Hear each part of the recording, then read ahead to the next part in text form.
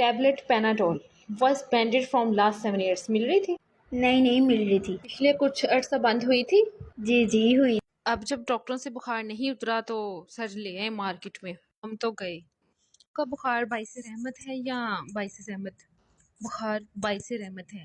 بخار آنا، الٹی کا ہونا، متری کا ہونا، لوز موشن، اس کے بعد ہمارے فلو کا ہو جانا، زکام کا ہونا، جسم پہ دانے، خارش، پھوڑے، پھنسیاں نکلنا. میڈم یہ ساری ان میں سے ایک بھی بیماری نہیں ہے.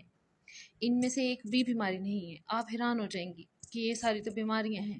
یہ جو سائن سمپٹمس میں بتا رہی ہوں یہ جسم کا امیون سسٹم ہے. ہماری باڈی کے اندر ایک ہیلنگ سسٹم ہے جو ہماری باڈی کے اندر مختلف چیزوں کو باہر نکالتا ہے، صاف کرتا ہے، ختم کرتا ہے.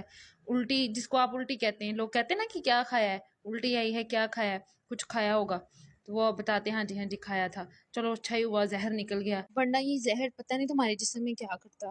تو یہ نیچرلی خود ہی نکل گیا. وہ نیچرلی کیوں آیا؟ آپ کا جو ڈیفینس سسٹم ہے اس کے اندر کوئی نہ کوئی گڑبڑ ہو رہی تھی.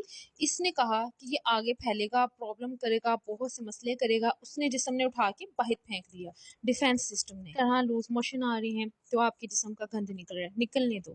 میڈیسن کھا کے اس کو روک دیتے ہو. آپ کا جو ہائیجینک سسٹم ہے نا، جو باڈی کرنا چاہ رہی ہے، وہ آپ وہاں ہی ویسٹ کر دیتے ہو، وہاں ہی روک دیتے ہو. اس کی ایگزامپل یہ ہے، آپ کے گھر میں کام والی ماسی آتی ہے نا تو وہ گھر کو صاف کرتی ہے تو آپ ان سے کہتے ہیں باجی 2 دن سے اچھی طرح صفائی نہیں آپ نے کی تو اس کو بڑی اچھی طرح سے کریں. جب گھر میں جھاڑو لگے گا، واش کریں گے تو وہ پانی باہر گلی میں آئے گا، گٹر میں جائے گا، نالیوں میں جائے گا. اگر آپ کے جسم میں کوئی پھنسی پھوڑے یا کوئی لوز موشن یا کوئی ٹیمپریچر زیادہ ہو رہا ہے تو یہ جسم کا گند باہر نکل رہا ہے. اس کو نکلنے دیں کم از کم 1-2 دن.